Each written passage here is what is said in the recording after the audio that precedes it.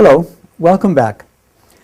In this first session of week 1 of creativity, cracking the creativity code, we'll define creativity, and I'll talk a bit about why creativity declines so disastrously when children grow from age 5 to age 15, and why creativity isn't just about creating gadgets. Our definition of creativity, I think, is crucial.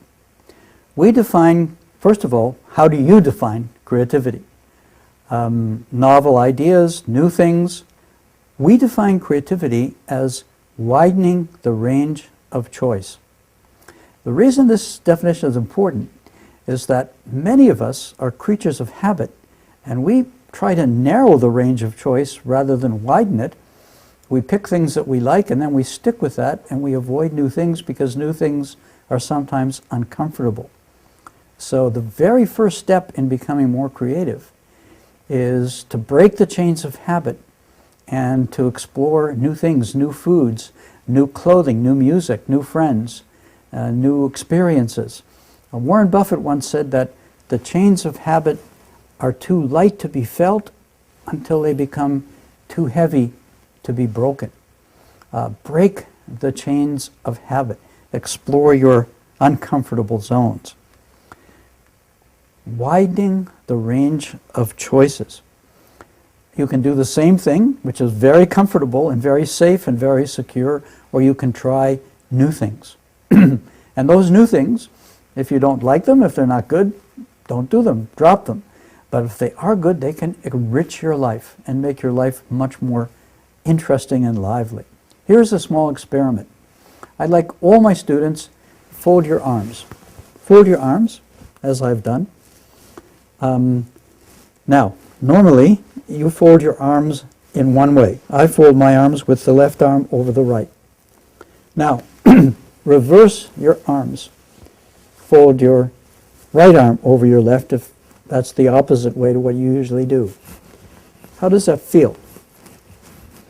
For me, it feels very uncomfortable because I'm not used to it. This is what I'm used to. So, we're comfortable with things we're used to. We're uncomfortable with things that are new, that we're not used to. Practice being uncomfortable so that when you develop new ideas, you overcome that discomfort barrier.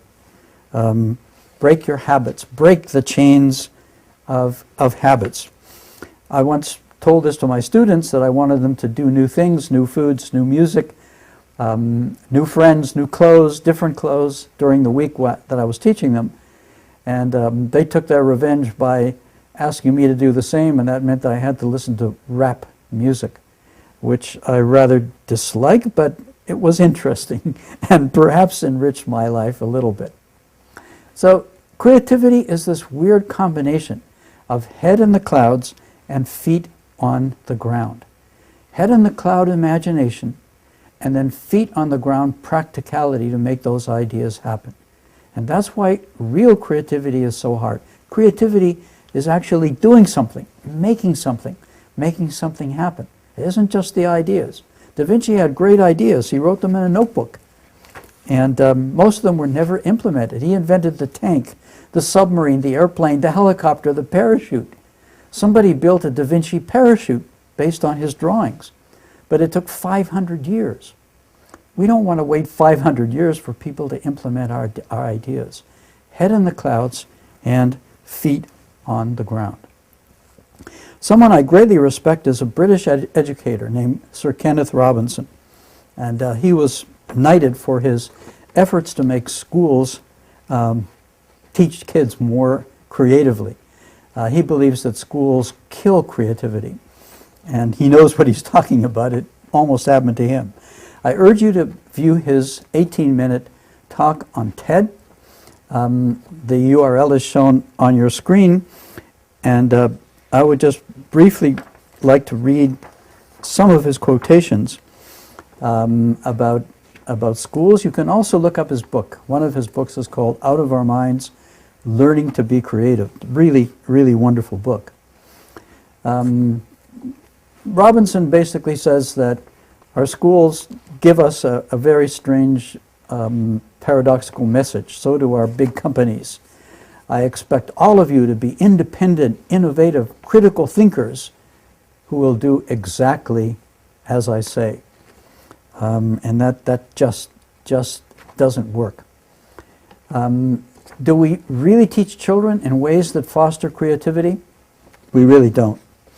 Henry Ford once said, "When I hire a pair of hands, why do they come attached to a brain?"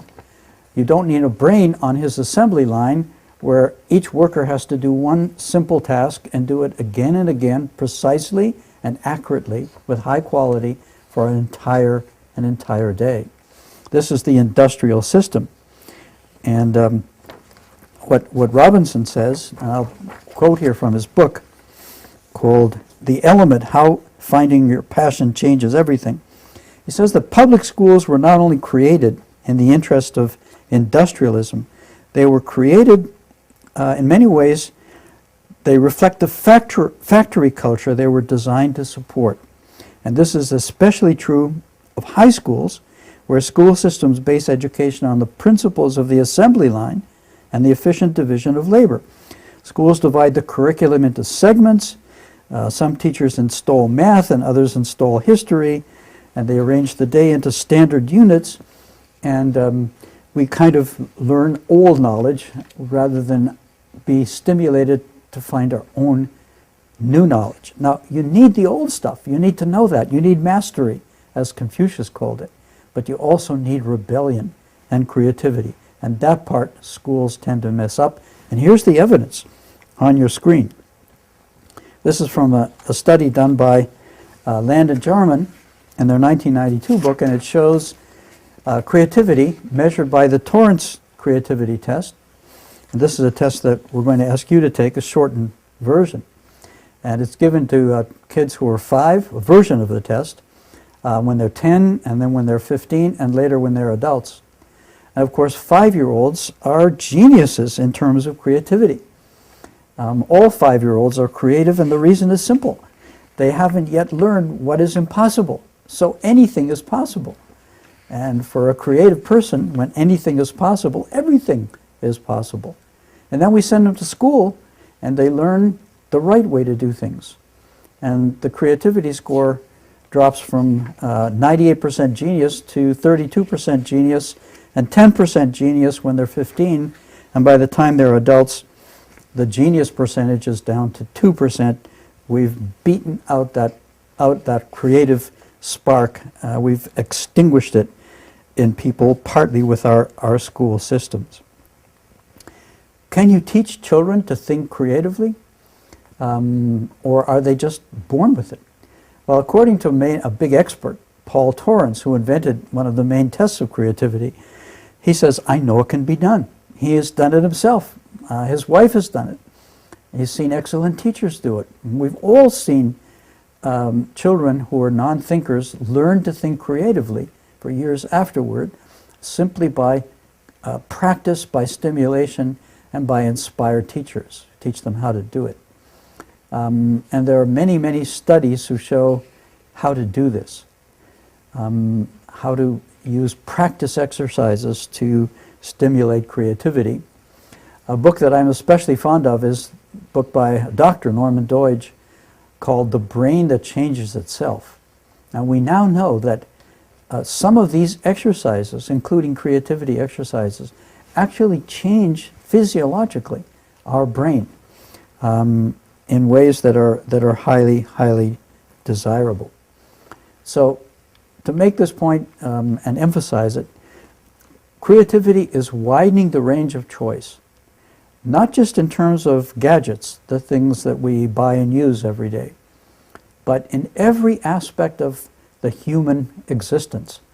Everything we do, from morning till night, everything people do, organizations and governments and societies and cities. Creativity is about widening the range of choice in everything. We face a world of growing resource scarcity, of shrinking government budgets, of growing human needs, of growing poverty, growing inequality. And we can either wring our hands about it, or we can say, how can I use my brain this great gift that's been given to me, the gift of imagination. How can I use it to come up with ideas that maybe use fewer resources to create more fruitful, more enriched, more happy, more full lives for people everywhere through time. And this ends session 1, and we'll go on to session 2 in a moment.